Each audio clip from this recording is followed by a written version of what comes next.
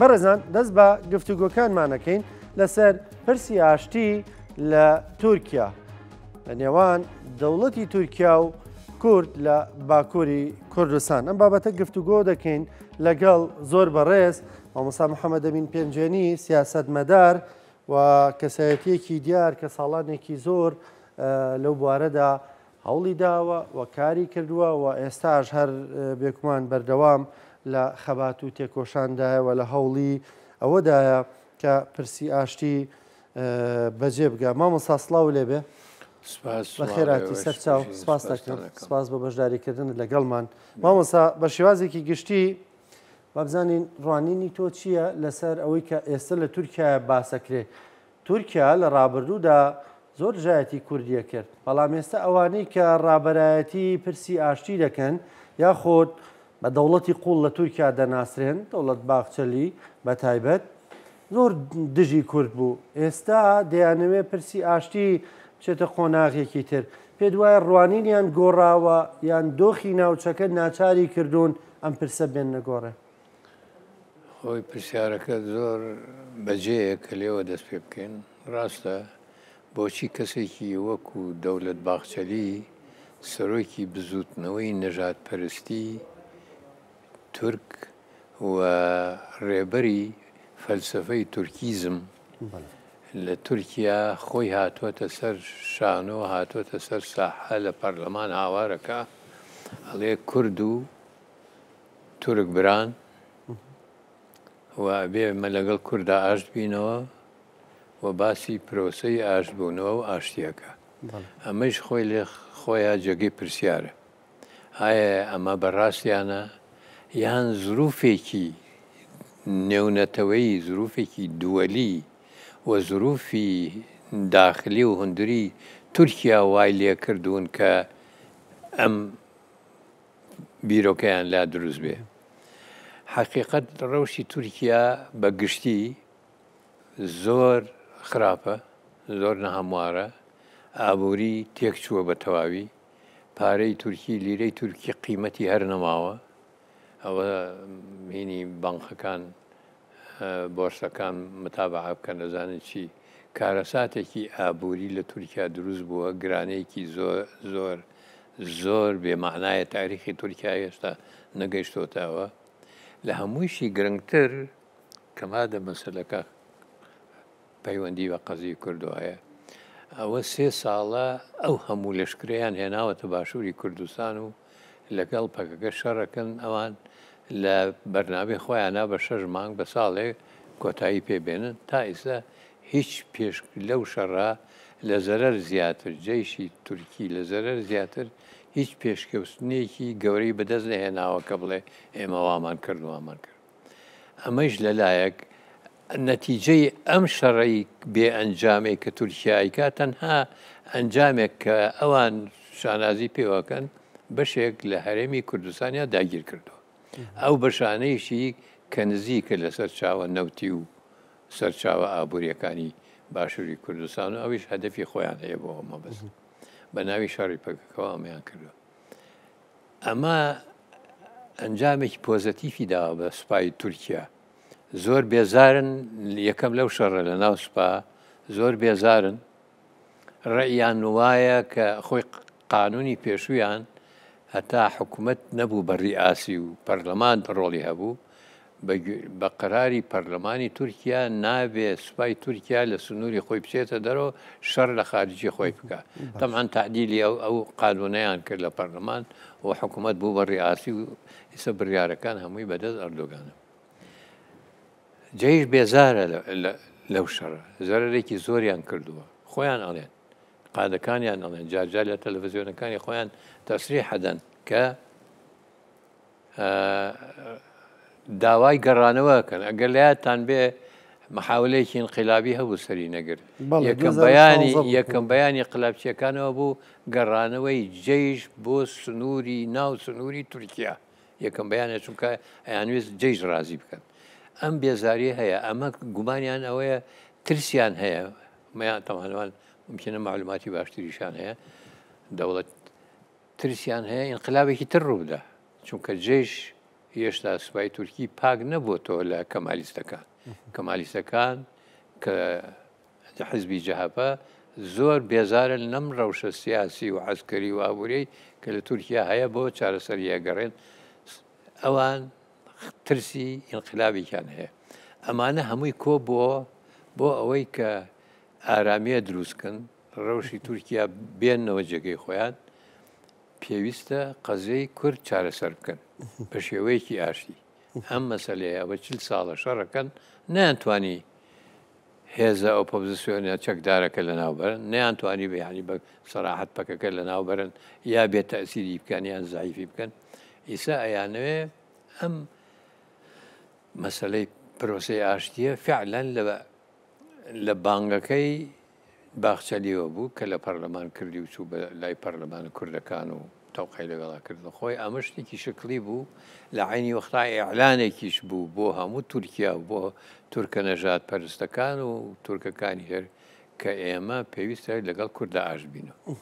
بەڵام ئەوان ئەیانەوێ ئاشبوونەوەکە ڕێگەی ئاشبوونەوەکە ئیستیغلال بکەن بە شێوەیە کە خۆیان قازانج بکەن. باشە مامۆستا با من ئەو بکەم بە پرسیارێک هەندێک دەڵێن ئەمەی کە ناوینراوە پرسیاشتی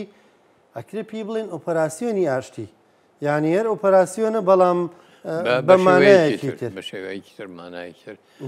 خۆی ممکنە لە ذهنیەتی بە تایبەتی ئەردۆگان و دار و دەستەی حیزبی ئاک پارتی ئەوە هەبێ با لە ڕێگەی ئاشتیەوە احتیوای حرەکەی کوردی بکەن احتیوای هێزی پەکەکە بکەن. بەڵام ئالێرا مەسەلەکەیەتە سەر ئەوەی کە هۆجەلانی زیرەکە هەچەند 26 ساڵە لە ژوورێکی تاکە کەسی دوو بە دوو لە ژوورێکی تاکە کەسی قەروێڵەیەیە بەڵام هەستی کردووە کە پرۆسەی ئاشتی ڕاستایانەوە بیکەن لە ناچاریە زروفی سیاسی دووەلی و داخلی و ئیقلیمی فەرزی کردو بەسەریانە کە شەڕنوێ بە تایبەتی دوای هاتنی ترامپ کە ئەوێ گۆڕانکاری لە ڕۆژهەڵاتی ناوەڕاستە بکە. ئەوان هاتوونە پێشەوە ئەویش مەسەلەکەی خستە بەردەمی نەکرد ئەم قسەیە ئەم پرۆسەیە لە بینی بەڕێز ئۆجەلان و دەوڵەتی تورکیا بێ یا لە بەڕێز ئۆجەلان و باخچەلی و ئەردۆگانە بێ مەسەلەکەی خستە تۆپەکەی خستە ساحەی هەموو تورکیاوە. وتی ئەو هەیئەتی کە هاتن بۆ ئێرە پێی وتن جاری پێشوویش کەچبوونە لای بڕۆن ڕێی هەموو حیزبەکانی ناو تورکیا وەرگرن کەسایەتی سیاسیەکان ڕۆشنبیرەکان هونەرمەندەکان ئەو کەسانەی کە ئەتوانین ڕێی ئەوان کاریگەری ئەبێ لە ناو کۆمەڵگەی تورکیا ڕێیان وەرگرن ئێمە ئەمە تورکیا ئەوێ پرۆسەیەکی چارەسەری تەرەح کردووە ئایا ڕاستەکە ئایا ئێوە ئەڵێن چی ئێستیشاری ئەمەش لە زیرەکی عەبدوڵڵا ئۆجەلان بوو کە نەیویست شتەکە هەر لە بینی ئەوە بێ ئەنجا ئەو خۆشی وتوێتی و چەند جاریش لەوە پێشیش کە خەڵکە چوو بۆ لای کە محاویەکانە چون بلا ئەو قەزیە من نیم خۆ دەزانێ میلەتی بشی زۆری میلەتی کورد چ لە ناو تورکیا و چ لە دەورەوەی تورکیا و چ لە ئەوروپا هەموو ڕۆژێ هاتنە سەر جادەیان و ئازادی بۆ عەبدوڵڵا ئۆجەلان توێ قەزیەکە من نیم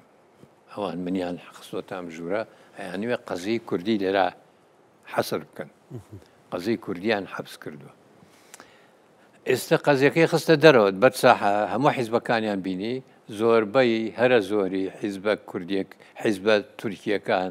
چ ئەوانەی لە دەوڵەتان لە سوڵتان چ ئەوانەی ئۆپۆزیسیۆنن هەموو ڕەئیانوا بوو کە چارەسەری قەزیەی کورد و پەکەکە بە ڕێگەی ئاشتی و دیالۆگ باشترین بە بێ زەرەر ئەتوانن بگەنە نەتیجە. ئۆجەلانیش لە ڕێگەی ئەم هەیئەتەوە کاچن بۆ لای بۆ ئیمرالی پێیوتون بڕۆن هەر تەوسەی ئەویش بوو کە هاتن بۆ باشوور لە باشووریش کەسایەتیە ئەساسیەکانی حرەکەی کوردی لە یەکێتی لە پارتی دوو هێزی سەرەکی ئەساسی لە باشووری کوردستان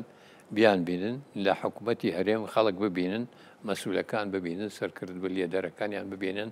پێیان بڵێن پرۆسەیەکی ئاشتی هەیە ئێمە ئەمانوێ ئەو پرۆسەیە بەردەوام بێ بە شەرتێ چارەنووس و مەسەلەی کورد بە ڕێگەی دیالۆگ و ئاشتی چارەسەر بکرێ لەو چوارچێوەیە ئێوە ڕەتان چێ پێشنیارتان چێ بەوەی سبەینێ یعنی قەزیەکەی کرد بە قەزەیەکی نەتەوەی قەزەی میلەتێکە وەکو خۆی زوایی و قەزەی عەبدوڵڵا جەلال نییە قەزەی میلەتی کوردە وەفیعلەن ئیسەی چارەسەریەکە و پرۆسە ئاشتێکە کە ئەوان تەرحیان کردوتە سەر ساحەی سیاسی ئەوێ ڕێی بەڕێزەکان سەرکردەکان لیدەرەکانی کوردیش چ لە حکوومەتی هەرێم چ لە حیزبەکان وەربگرێ و پێشنیاریشیان لێ وەربگرێ و ئەوانیش بە دەوری خۆیان کە پەیوەندیان لەگەڵ دەوڵەتی تورکیا هەیە تەسیریان لەسەر دەوڵەتی تورکیا هەیە بە تایبەتی برادرانی هەولێر ببن بە یارمەتی بۆ سەرگرتنی یان بۆ پرۆسەیەکی ئاشتی حەقیقی کە مافی کوردیتیا مسوەگەر بکرێت. باشە مامۆستا کەواتە پرسەکە پرسی ئازادبوون یاخود ئازاد نەبوونی عەبدوڵڵا جەلال نییە طبعا یعنی پەیوەندی بە خودی خۆیەوە نییە وەکو کەسی چونکە لێرە لە باشووری کوردستان هەندێک سەباز لەسەرەوە هەیە کە گوایە پرسەکە ڕاستەوخۆ پەیوەستە بە ڕاستەوخۆ بێجارە عەبدوڵڵا جەلال ئازاد بکرێ ئەویش لە بەرامبەردا ڕەنگە بڵێ پەکەکە بێت چەکدا بنێ ئەنی پرسەکە هەروە بەو سادەیە نییە کە باز دەکرێت لێرە و لەوێ کاکە وەکو وتم خۆیشی وتوێتی و خەڵقیشی وتوێتی و ئەم عملیاتەیشی ئەم پرۆسەیەشی کە دەستی پێکردو عەبدوڵڵا جەلال گەڵەمە هەیئەتانە وەکوتمان ئەوە ئەگەیەنێ کە ئەمە پرسی من ئازادی من نیە ڕاستە میلەتی باکوور خەڵقی باکوور جەماهیری باکوور ئەوەی کە دۆستی پەکەکەیە و لەگەڵ خەتی پەکەکەیە ئەوەیشی کە بێلایەنە هەوڵی ئەوەیانە کە ئازادی بۆ ئەو جەلان هەبێ و بێتە دەرەوە و هەوایەکی سربەستی هەڵمژێ و بێتەوە ناو میلەتەکەی و لەگەڵ حیزبەکەی و میلەتەکەیە بکەونە خەبات و گفتوگۆ بەڵام خۆ خەبات کاکە هەر ئەو وەختەی کە بەرادەرانی هەدەب هەشتا کورسیان هێنا لە پەرلەمانی تورکیا هەر ئەو وەختە ئەوایە بیر لەوە بکرێت کە چەکدا بنێ خۆ چەکدانانی هەنی تەسلیم بوون نییە وە قەت پەکەکە تەسلیم نابێ وەکە قەت پەکەکە لە ناو ناچێ وەکو وتمان 39 ساڵە نزیکی 40 ساڵە شەڕی چەکداری ئەەکەن بە هەموو جۆرە چەکێکی تەکنەلۆژیای ناتۆ لەگەڵ پەکەکە و پەکەکە ساڵ بە ساڵ زیاترەکە بەهێزتری ژەبێ ئەمە حەقیقەتێکە ئیسپات بووە بۆ جێیشی تورکی حتا لە پرۆسەی ئاشتی پێشووە کە مام جەلال ئاگادار بوو لەحزە بە لەحزە بەرکەبە نەچوون بەرسە گەورەکانم ئەبینی ئەوانی ژیان و ئەیان و ئێمە گەشتینەوە قەناعەتە کە بەشەر ئەم مەسلەیە چارەسەر نابێ ئەبێ ڕێگەیەکی دیالۆگ و ئاشتی بدۆزینەوە ئێستا ئەمان گەشتونەتەوە قەناعەتە و کەوتم لەبەر خراپی ڕەوشی تورکیا خۆی سیاسی دووەلی دیپلۆماسی هەموو شتێک گەشتونەت ئەوە ئەنجا بە حەقیقەتێکیش بزانین کاکە خۆ ئوسلوبی خەبات هەر چەکداری نییە خاصەتەن ئەم زمانەی تەکنەلۆژیا و پێشکەوتنی عیلمی عسکەری و هەموو شتێک ئەمانە فەرزی ئەکا بەسەر تا تۆ ئوسلوبێکی تر بۆ خەباتی خۆت بگۆڕیتەوە پەکەکە هەروها چەکدانانێ چاوەڕێی وتارەکەی بەڕێز ئۆجەلانەکەین هەموو عالم چاوەڕێیەکە هەموو کورد چاوەڕێیەکە ئێمە چاوەڕێیەکەین بزانین تەوجیهاتی چییە بە مباشر و غەیری مباشر لە وتارەکەیە پەکەکە کە عەبدوڵڵا جەلال بڵێ عەبدوڵڵا جەلال تەوەقوعکەم بڵێ شەڕ بوەسێن خۆ لە حیاتی پەکەکە و دەوڵەتی تورکا و ئەم چەند ساڵەی کە شەڕەکەن چەندەها جار 11 جار شەڕیان ڕۆستاندوو ئاگربەس ڕاگەیەنراوە و مفاوەزاتی نهێنی و ئاشکرا دەستی پێکردو و دوایی تورکەکان تێکیانەوە ئەمەش ئەوەیە ئوسلوبی خەبات پێویستە مەرحەلە تاریخیەکە فەرزی کردووە لەسەر کورد و شۆڕشی کورد کە ئوسلوبی خەبات ئەوێ بگۆڕن چونکە زەمانەکەش گۆڕاوە تەکنەلۆژیا حتا مەسەلەیەکێک لە هینەکانی ترامپ و سیاسەتی ترامپ کە هاتوون ئەوەیە کە ئەبێ حرەکاتی چەکداری نەمێنێ لە شەرقی ئەوسەتا ئەو وەختە ئاشتی دروسە بێ لەگەڵ ئاشتێکی سەرشتێکی قسەیت بۆ من جێ سەرنج بوو وتت تەوەقع ئاکەم داوا بکە ئاگر بەزرا بگەێنرێ شەڕ نەمێنێ من تەوەقع پێشبینی خۆتە چونکە تۆ هەم بەڕێز عەبدوڵڵا جەلانت بینیوە لە ڕابردوودا خوێندنەوەت لەگەڵیدا هەیە خوێندنەوەت بۆ بیری ئەو هەیە بە بڕوای تۆ داواکاریەکەی ئەمەیە یان داوای چەکدانانەکە چەکدانانیش دانیشێ موقت ماوەیەک چەکدا بنێن ماوەیە شەڕ مەکەن با ئەم پرۆسی ئاشتێ بزانین نەگاتە چی باشە چەکدانان بوومانایە نایە قەندیل چۆڵ بکەن بنکە و بارەگاکانیان چۆڵ بکەن ئەوەی باخچەلی داوای کرد وتی عەبدوڵڵا ئۆجالان بێتە پەرلەمانی تورکیا بێت لێرەوە بانگەواز بکە پەکەکە هەڵبوەشێنێتەوە ڕێکخراوەکەی هەڵبوەشێنێتەوە و چەک دابنێن ئەمە بێگومان پێویستی بە گۆڕانکاریە لە دەستوردا چونکە بێتەوە ئەو کاتە ئەفواتی گشتی بوو ئەوان دەربکەی یعنی چۆنە عملیەکە ئەوەی کە ئەمەلیەکە ئێستا ئەمانیش داواکەن میکانیزمێکی چەکدانان چییە؟ بەڵام پەکەکاڵ بۆشێتەوە پەکەکاڵ نەواشێتەوە خۆجاری پێشوش پێیان وتن هەر بە منیان بە برادەرەکان بڵێ ئەفێکی عام لە پەرلەمان دەرەکەین بە گشتی بێنەوە بە ناوی پەکەکە ئیش دەکەن سیاست بکەن پشنە حیزبی هەدەف پەکەکە موافق بوو بەڵام ئەوەی کە ئەوان بڵێن بڕۆ ئەبڵاوە جان بڵێەوە پەکەکە حەل بوو وا چەک دابنێن وا چەک فڕێن وا شەڕمەکەن ئەمە نابێ کاکە هێزێکی باسە 20,000 30,000 چەکدار هی پەکەکایە ئێوانی چی لێ بکە چەکەکان فڕێدەن چی بکەن بێ بۆ کوێ بچن قانونێکە بێ هەبێ هەبێ میکانیزمێک هەبێ کە ئەوان بێن تووا چەکماندانا ئوسلوبی خەبا دەگۆڕین بۆ ئوسلوبێکی سلمی مزاهراتە پرۆتستۆیە احتیجاجاتە نازانم هەزار ئوسلوبی خەباتەیە خۆ زۆربەی میلەتانی دنیا زۆربەی ئۆپۆزیسیۆنی دنیا هەمووی بە شەڕ نهاتۆتە سەر دەسەڵات و مافەکانیان وەرگرتووە بە ئوسلوبی ئەم ئوسلوبی نیزال ئوسلوبی خەبات ئەتوانی بگۆڕی بۆ ئامانجەکانی بەدیوهێنی مامەڵەکردنی ئێستای تورکیا لەم کاتەدا کە پرسی ئاشتی لە گۆڕێ قسە و باسی لەبارەوە کرێ لەو لاوە ئەو ئوسلوبە خەباتەی مەدەنیەکە باڵە مەدەنیەکە با بڵین کە بڕای بە هەڵبژاردن دەکا و نوێنەری هەیە یعنی ڕۆژ بە ڕۆژ دەبینین پارێزگارە کوردەکان لا دەبن و قەیوم لە جێگەیاندا دەنێن ئەمە چه زەمانەتیەوە کام سەرکردانی پەکەکە بێنە خوارەوە و دواتر بە تۆمەتی پەیوەندیان یان دژ بە نیشتیمان دژ بە دەوڵەت ئەمانە دادگایی ناکرێن پەشیمان بوونەوە ڕوونادا تامان تاوقعکەم بەرەو لەژان لەو وتارەکەی داوای زمانێ بکە ئەمریکا نەتەوەیە گرتوەکان دەوڵەتانی ناتۆ کە هێزیان هەیە لە عێراق و لە سووریا و لە منتیقەکە هێزی عسکریان هەیە سیاسیان هەیە اقتصادیان هەیە تەسیریان هەیە لەسەر سیاسەتی تورکیا ئەمانە وەکو فەڕەنسا وەکو بەریتانیا ئەمانە زمانێک بدەن کە ئەوان چەکیاندانا باشە چیکیاندانا چی بکەن بێن بۆ کوێ وەکو جاری پێش و وەکو خۆیان وتیان با بێنەوە تورکیا با پەرلەمان عەفێک دەربکە عەفێکی عام دەربکە چکاوان دەڵێن هەموو شتێکڵێن ئێرە دەوڵەتی قانونە پەرلەمان هەیە بەڵێ فەرم با پەرلەمان کۆبێتەوە بڕیارێک بدا ئەوەی عەلاقەی بە پەکەکە و حەرەکەی شەکداری کوردی هەبووە عەفو بکرێ بێنەوە بەم شێوەیە مەعاملەیە پەرلەمان کە ئەمەی کرد ئەوە زەمانێکە دەوڵەتانی دنیای گەورە ئەمریکا بە تایبەتی کە لە منتیقەکە کاکە شتێکی تر کە با وای کرد لە باخچەلی و ئەردۆگان بێنە سەر تەلەڤیزیۆن بڵێن ئێمە ئەمانەوێ لەگەڵ کوردە ئاش بینە و برایەتی بکەن ئەو گۆڕانکاریەیە کە ئیسرائیل و ئەمریکا ئەیانوێ بیکەن لە بە تایبەتی ترامپ و ناتانیاهۆ و لەگەڵ سەرۆکی فەڕەنسا ماکرۆن ئەمانە نەخشەکەیان کێشاوە ئەبێ خەریتەی سیاسی ڕۆژهەڵاتی ناوەڕاست بگۆڕێ ئەبێ ئێران تێک بچێ ئەبێ تورکیا تێک بچێ ئەبێ کوردی باشوور و ڕۆژاوا پەیمانێ بکەن یا ببن بە یەک یان بیان لکێن بەیەکۆ بە زۆر هەرچەند ئەوەتە هەموو دنیا هاواریان لێەکە دروست نابێ بەڵام فەرزی ئەەکەن لە سەریان ببێ بەوە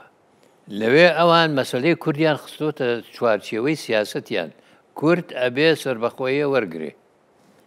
پارچەکان هەرێکەی بەجیا یان هەمووی پێکەوە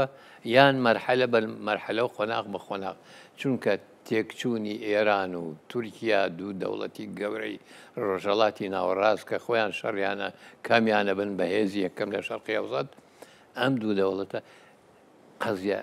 هەمویان ڕەت کردو بە قەزەی کوردەوە خۆ بە بێ ئەوەی کورد خۆی بزانێ و پرسیان بە کورد کرد بێ ئەمە لە چوارچەوەی ئەم گۆڕانکاری لە چوارچەیە ئەم گۆڕانکاریە ئەوان باسی ئەوەکەن ئەبێ کیانێک بۆ کورد دروست بێ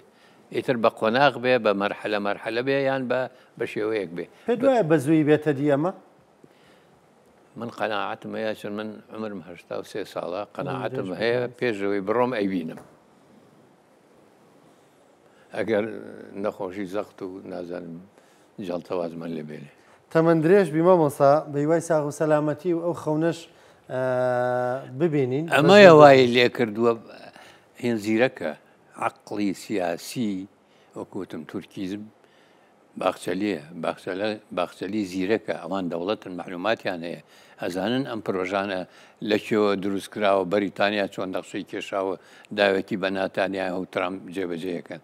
ئەمان ئەم حەقیقەتە ئەزانن بۆیە هاتوونە پێشەوەڵن باخچەلی قسەیەکی کردو زۆر تاریخیە ئەڵێ ئەو تورکەی کورد بە برای خۆی نەزانێت تورک نییە ئەم قسەیە زۆرەکەوێ لەسەر باخچەلی لە کاتێکا باخچەلی سەردەمانێک گەیوی نامێ بچمە پەرلەمانی تورکیا بۆی دەموچای کوردەکان نبینم لە کاتێکە ئەم حرەکە قەومیەیە متەتەڕیفە تورکیزمەی باخچەلی زۆربەی چالاگوانی ئازادیخواز و چەپ و کورد لە تورکیا بە هەزاران ئەوان بە کوشتیانەوە بە ناوی فاعلی مەچولی پێڵێن ئەوان بە کوشتن حربی قزەی کوردیانە کرد بەلە ناوبردن ئێستا هاتوۆتە سەرەوەی تەلەڤیزیۆن بڵێ ئەم قسەیە بکە ئەمە جێبەجێی شینەکە زۆرەکەوێت لەسەری یعنی زروفێکی وا هاتووە ئەمری واقع وا دروست بووە لە ڕۆژهەڵاتی ناوەڕاست کە ئەبێ قەزەی کورد حەل بکرێ بە چ شێوەیەک بۆیان ئەگونجێ و ئەگونجێ ئەبێ حەل بکرێ لەما کورد قازانجەکە ئەم قەزیە لای عەبدوڵڵا جەلانی شەیە ئەویش ئەزانێ ئەم گۆڕانکاریان هەبێ ئەوە بۆیە ممکن بڵێ چەکدا بنێن چونکە پرۆژەیەک هەیە لە نێودەوڵەتی لەو پرۆژەیە ئێمە ئیستیفادەکەین باشە مامۆسا عەبدوڵڵا جەلان قسەی یەکلاکەرەوەکە لەم پرسەدا ئەوەی کە پەیوەستە بە کوردەوە لە باکووری کوردستان ینی کە بڵێت چەکدا بنێن بە بڕوای تۆ بەرهەڵەستی ناکرێ مەقسەد ئەوەی بڵێن هێزی چەکدار قەندیل دژیم پرۆزەیە ناوەستن سەرکردەکانیان چەند جار هاتوونە سەر ساحە بەڵام لەگەڵ ئەوەیشا ئەو ڕێیانەوتووە کە ئێمەش ڕێئیمان هەیە چاوەڕێی ئەو نامە بوون نامەیەکی بۆ ناردوون مناقەشەی نامەکەن کۆنگرە گرن کۆنفرانسە گرن پلینۆم ئەگرن مناقەشەی ئەوەکەن چەکدانان مەقسەدی چییە و چۆنە چەکدانان لە مەسلحەتی قەزیەکەمانە یان لە زەرەری قەزیەکەمانە خۆ ئەوە نییە چەکدانان سبێنێ چەکدانێن و جێشی تورکی هێرش بکە بچن چیاکان بگرن ڕۆژە ئیسە شەڕەیان ئەم لە حەزەیە من و تۆ قسەکەین جێشی تورکی بۆمبارانەکە درونبارانەکە خەڵگە کوژێت گوندی لە باشووری کوردستان وێرانەکە پێرێ دوێنێ وەزیری داخلی ئەوێ من خۆم جێم لێ بوو تورکیا هەڵێ سێسەد کەسمان گرتووە لەم هەفتەیە بە تۆمەتی پەیوەندیان لەگەڵ پەکەکە ئەمانش هەیە وەکوتۆڵێ دوێنێ خەریکن ئەم هەفتەی پێش و ڕۆی قەیومیان لەسەر شارەوانی واندانە بەڵێ ئەمانە ئەم تەسەڕوفاتانەی ئەوان وای کردووە لە خەڵک ناومێت بێ بە مەسلەی ئاشتی بە تایبەتی کوردی تورکیا کە لە ناوە لەگەڵ ئەحداسەکان هاژین بەڵام ئەمانەی شەیە وەکوت باشە مامۆساوی کە لای کورد گەرمە و قسە باسی لەبارەواکرێت لە لای دەوڵەتی تورکیاش بەو گەرمیە هەیە بەو گەرمە و گوڕیە باسی ئەم پرساکرێ دەوڵەتی تورکیا خۆیان ئەزانن ئەگەر لەلایەن مەسەلەکە زۆر مهم نەبوایە و چارەنووسیان ئەم مەسەلەیە چارەسەر نەکەن چارەنووسیانەکەوێتە خەتەرەوە وەکوتم ئەو گۆڕانکاریی کە لە ڕۆژهەڵاتی ناوەڕاستە دروستە بێ لۆزانێکی تازەیە لۆزان ئیلغا بوو تەواو ئەو قسانەی ماکرۆن کردی لە کۆنگرەکەی پاریس لەم ڕۆژانە بەڵێ ماکرۆن لە ئێمە زیاتر تعریفی هێزی سووریای دیموکراتی و دەوری و قەسەدە و وجودی ئەبێ بمێنێ و ئەبێ کوردی ئەوێش سەر بەخۆی و ئازادێکی تقریبان وەکو باشووری کوردستانیان هەبێ ئەمانە معنای ئیلغای چونکە لە لۆزانە ئەوەی زەرەری کرد کورد بوو لە لۆزانە هەندێک شت وەکو فەلەستین وەکو مەسەلەن ئەوەختە هەموو بلادی شام بوو لوبناان و فەلەستین و سووریا و هەموو ئەوانە هەموو بوون بە دەوڵەت و مەسلەی کوردیان تەسبیە کرد ئیسەوانی ئیسە کورد هێزی هەیە کورد قووەتی هەیە کورد حرەکەی هەیە باشە چل ساڵە شەڕەکە ئەوانی زانیان کە ئەوان ئەم گۆڕانکاریە لە لای ئەو سیاست مەدارانەی کە خەریکی ئەم ئیشەن گەشتونەتەوە قەناعەتە ئەگەر کورد بیانەوێ ئیستقراری و ئاسایش لە ڕۆژهەڵاتی ناوەڕاستە بێ ئەبێ ڕۆڵێکی ئەساسی بن بە کورد ڕۆڵەکەی شێکیانێکیان هەبێ بەهێز بێ بە قووەت بێ سیاسی عسکەری اقتصادی باشە مامۆستا باسی لە فەڕەنسا کردوتە لە خۆمان زیاتر ماکرۆن دیفاعی لە کوردەکە لە پرسی ئاشتیدا فەڕەنسا ئەمریکا ئیسرائیل ئەوەی کە تۆ ئاگاداربی ژێر بەژێر بەشدارن لەگەڵ دەوڵەتی تورکیادا ینی ئەم پرسە ژێر بەژێر بەڵام ئەوەی کە ئەو برادەرانە ئاڵێن فەڕەنسا بە تایبەتی و ئەمریکایش خۆشیان کە ئەوانی سەر لەوێ خۆی قادەکانی ڕۆژاوە ڕۆژانە لەگەڵ قادەکانی ئەمریکا و فەڕەنسا خەریکی ئیشن بۆ قەزەی سووریا و حتا هەموو کوردیش ئەوانش لەگەڵ تورکیا قسەیان کردووە و ڕێی خۆیان تۆ بە تورکی و بە تورکیا و حتا ئەم حملەیەش بکە بەڕێزوەجەلال ئەم هەیەتی تەشکیل کردووە دووەلیەن و ناو کوردستانیش و لە تورکیا و لە عێراق و لە سووریاش ئەیانەوێت داوا لە خەڵکو لە سیاست مەدار و لە دەوڵەتەکانیش بکەن باڵوێزەکان هەمووە بێنن لە تورکیا باڵوێزی دەوڵەتەکانی سەفارەتەکانیان داوایان لەکەن کە بە وڵاتەکەتان بڵێ پشتگیری ئەم پرۆسەیە بکە بە شێوەیە کە کورد زەرەر نەکە باشە مامۆستا تۆ بازموونی خۆت بەس لە زۆر قۆناغدا پرسی ئاشتیاتۆتە گۆڕێ و باس کراوە هیچیان و کۆمە گەرم و گۆڕ بوون یان قۆناغی تر هەبووە لە مەش گەرم و گۆڕتر و دواتر نەتیجەی نەبووە قۆناغی ئەو پرۆسەیەی کە ئێمە و جەنابی مامجلال یادی بەخێر لە مۆزوعەکە بوون و لە هەولێریش بۆ تاریخ کاگنێچیر دەوری هەبوو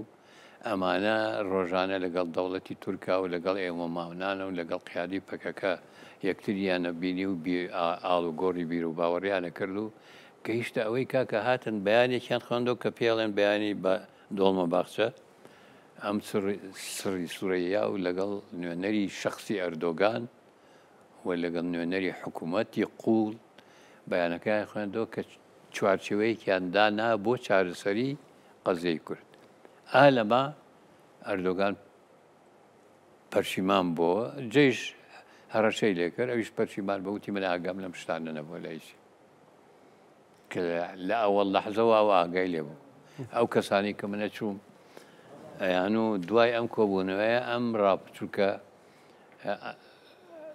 ئەمەی کە ئەم قسە و باسەمان کردووە ڕایەکانی تۆ بناقەشەکان و ڕایەکانی ئێمە چوە پاش چەند سعاتێکی تر ئەچێتە بەردەمی سەرۆکوەزیران وەختە سەرۆکوەزیران بوو سەرۆکی ئاک پارتیش بوو ئەچێتە بەردەمی ئەو مناقەشەی لەسەرەکە لەگەڵمان دوای وتی ئاگام لێ نەبوو تیاگەم لێ نەبوو ئەمە سلوکی بەڵام ئەو وەختە جیا بوو ئەو وەختە هەستیان بە لە ناوچوون ناکرد ئێستا هەست بە لە ناوچوونەکەن ئەگەر بێت و کێشەی کورد و کێشەی ئابووری و ئەمنی ناو تورکیا چارەسەر نەکە کاتە معادلەیەکی گەورەتر لە ناوچەیی ئیدارەی ئیشاک لە پشتیشەکەوەیە و هەلێکی زێڕینیش بۆ کورد هاتۆتە پێشەوە من لێرەوە داوا لە هەموو هێزی سیاسی و کەسایەتی و ئەوەی کە قسەی ئەڕوا لە ناو کۆمەلگا پشتگیری ئەم پرۆسەیە بکەن کە کێشەی کورد بە ئاشتی و دیالۆگ چارەسەر بکرێ و کورد بە مافە سەرەتایەکانی خۆی بگا لە تورکیا باشە مامۆستا بە فرسەت ێزانین ینی دوێنێ وەفدەکەی ئیمرالی هاتنە دەباشان و دواتر سەردانی مەزاری سەرۆک مام جەلالیان کرد باسییان لەوە کرد کە هەمیشە ڕۆڵی هەبوو لە پرسی ئاشتیدا تۆش لە زۆر خۆناغدا لە بیرەوەریەکانی خۆتا باس لە هەندێک لەو مواقفانەی مام جەلال کردووە شێک لەوانە لە شێک لە کتێبەکان تا چۆن بووم بە پر پێما بێ لەوێ باز لە دیدارێکی مام جەلالەکەی لەگەڵ ئەردوگانە کە ماوەیدەکە دانێن حەزەکەم خۆ بیگەڕیتەوەی کە داوات لێ نامەیەکی مام جەلال بەرەحمەت بێ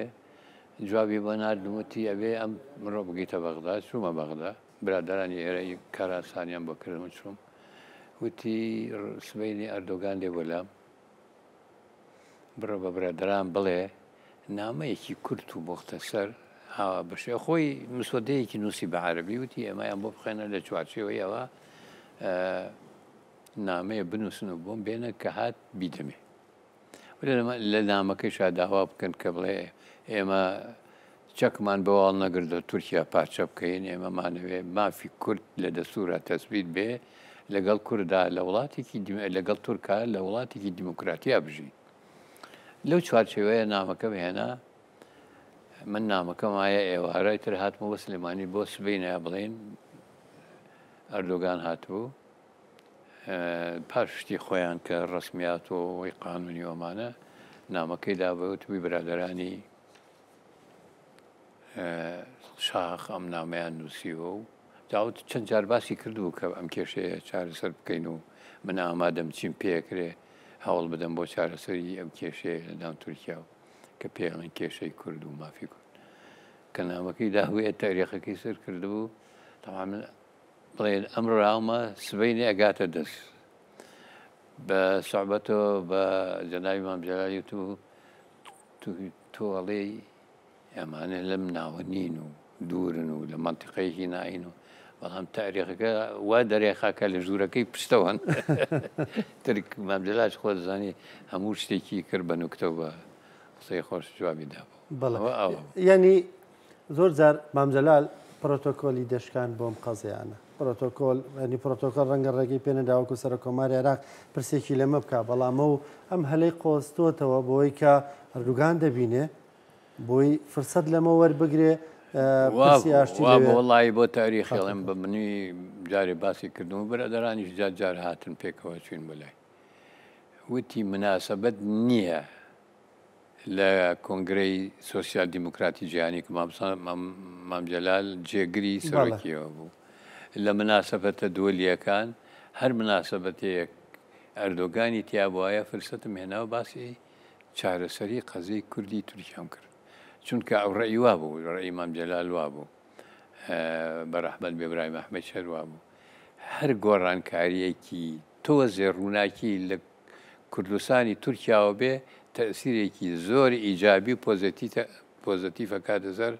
قەزەی کورد لە هەموو پارچەکە حتا مام جەلالەوی ئەوان ئۆتۆنۆمیەک لا مەرکەزیەکیان هەبێ ئێمە توانین ئەعلانی سەر بەخۆی بکەن لە پارچەکانی تر لە چ لە ڕۆژهەڵات چ لە ڕۆژاوا چ لە باشوور یعنی قزیەکەی چارەنووسی نیهایی قەزەی کوردیان بە فکری خۆیان بەستبووە بە قەزەی کوردی تورکیا ئەوە ئیسش خەریکەوەی لێ یعنی ئەم نامەی ئۆجەلان و ئەمە ئامادەکاریەی کە ئەکرێ و ئەم داواکردنەی بەرزی ئۆجەلان لە هەموو خەڵک کە پشتگیری پرۆسەیەکی حەقیقی ڕاستی کە قەزەی کورد لە شەڕ و خوێنڕشتنەوە بێ بە قەزەیەکی قانونی و سیاسی لە پەرلەمان چارەسەر باسی مۆسەبرای مەحمەدت کرد وتەیەکی هەیە دەڵێ کلیلی چارەسەری مەسەلەی کورد لە باکووری کوردستانەوەیە ئێستا ئەم پرسی ئاشتیە و ئەم گرێدانی باکوور و باشوور و ڕۆژاوا دیسانەوەمان ینی تا ڕادەیەک بۆ ناسەلمێنێتەوە کە ئەبێ قەزەی باکوور چارەسەر بکرێ ئەنجە پرسی کورد چارەسەرە بێ قسەکەی ڕاستەوە هاتە دیانی ئێستا تورکیا سووریا بەرەو هەموو چارەسەریەکە ڕوێن تورکیا نایڵێ خۆ ئەگەر ئەو قەزەی کوردی خۆی ناو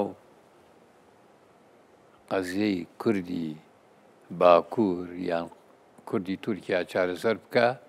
لێوە ئۆتۆماتیکیان ئەوان هیچ زەختێکیان نەبێ ناتوان خۆیان جیاب بکەنەوە یاعلان هەچەند سیاسەتیان وانە ئەوانەیانەوێ لە سووریەیەکی دیموکراتی عالم قۆناغە لە مەرحەلە ئەمە تەکتیکی مەرحەلیە لەم مەرحەلا لە سوورێکی دیموکراتیە مەسلەی کورد بچەسپێوان وەکو هێزێک وەکو شکلی کوردستانی باشوور کیانێکیان هەوێ. بەڵام وەکو وتم مەسەلە ئەگەر ئێستا تورکیا وازیان لەبێنێ یارمەتی ئەحمەد شەرع و ئەو گروپە تیژڕەوەکە کە بە ناوی ئیسلامیە و ئیشەکەن وازیان لێبێنێ ئەوان خۆیان ئیعلانی سەر بەخۆیەک. باشە مامۆسا حەز ناکەی دۆخەکە گەشتۆتە خۆناغێک ئیتر یا ئاشتیەک یان شەڕێکی سەختی یەکلاکەرەوە، یعنی ئەوە نەمێنێ وەکو ڕابردوو نیوە ئاشتی و نیوە شەڕ و ینی گەشتۆتە دۆخێک یانەوەی ئاشتیەکی سەرتاپاگیر یانەوەی کە شەڕێکی سەختی یەکلاکەرەوە. وەڵاهی خۆ کوردیش قسووری نەکرێت لایەنی کوردی چ لە ڕۆژاوا چ لە باکوور ئامادەکاریان کردووە ئەگەر ئەم هەموو توانا و هێز و هینە چارەسەرێکی ئاشتیانەی ڕاستیان نەدۆزیەوە ئیتر ئەم جارێش بەکەکەی شەرتڕایی وایە ئەگەر بڵێن چەکیش دانێن شەڕ ئەوە سێنن ئەکەونە دیالۆگ پشتگیری ئەم پرۆسەیەکەن ئەگەر لەمەش هەر پەرشیوان بوونەوە وەڵان ئەوان تا دوا فیشەک و دوا ئینسان قسە شەڕەکەن. پێشبینی خۆ چییە مامۆسا؟ ئەو ئەزمموی کە هەتە لە ڕابردوودا بەو هەموو هەوڵی چارەسەری کە هەبوو لە ڕابردوودا پێ دوایە ئەوەی ئەم جارە بە شوێیەکە بەڕوانینی بەڕابێ کورد چی بەڕوانینی من کورد پشتگیری ئەو پرۆسەیە بکەن و داوا لە ئەوەی کە تەسیری هەیە لەسەر سیاسەتی تورکیا داوا لە تورکیا بکەن کە ڕاستگۆ بێ لە مەسەلەکە لەم خۆناغا کوردی باکووریش مافێک ناڵێم میانی ئەوان خۆ تیسە داوای هینەکەن ئیدارەی ذاتی مەحەلی بۆ هینەکەن وەکو حکومی ئیدارە مەحەلی ئەگەر ئەمانە یێتە دی وە کوردستانی عێراقیش ئەم ئەوەی کە حکوومەتی مرکزی پێمانەکە و هەر ڕۆژی شتێک دەسەڵات لە پرۆسی سیاسی وەرەگرێتەوە و هەر ڕۆژی بیانوێ دروستەکە ئەمانە نامێنێ حکوومەتی مرکزی ئەبێ چارە ئەوەی لە دەستورە هەیە ئەبێ لەمە دوا جێبەجێ بکە لە دوای ئەم خۆناغا بەنیسبەت کوردی سووریاوە کیانێک ئیدارەیەک مارەسەیەکی حقوقیانەکەن ترچی چی ناوەنێن ئیدارەی ذاتی ئەبێ بەهێز و هێزی سووریا دیموکرات ئەبێ بە قووەتێکی عسکەری و چەک و تەکنەلۆژی عسکەری وایشی بۆ ئامادەکرێ کە بتوانێت ڕۆڵی هەبێ لە قەزیەکان لە ڕۆژهەڵاتی ناوەڕاست کە بتوانێت تەسیری هەبێ ڕۆڵی هەبێ ئەمە لێرە ڕووەدا لەم مەرحەلای بە قەناعەتی من بەبێ شەڕی گەورە ئەگەر ئەمانە نەکرێ و نەدا ئەو وەختە کورد شەڕی سەر و ماڵیەک.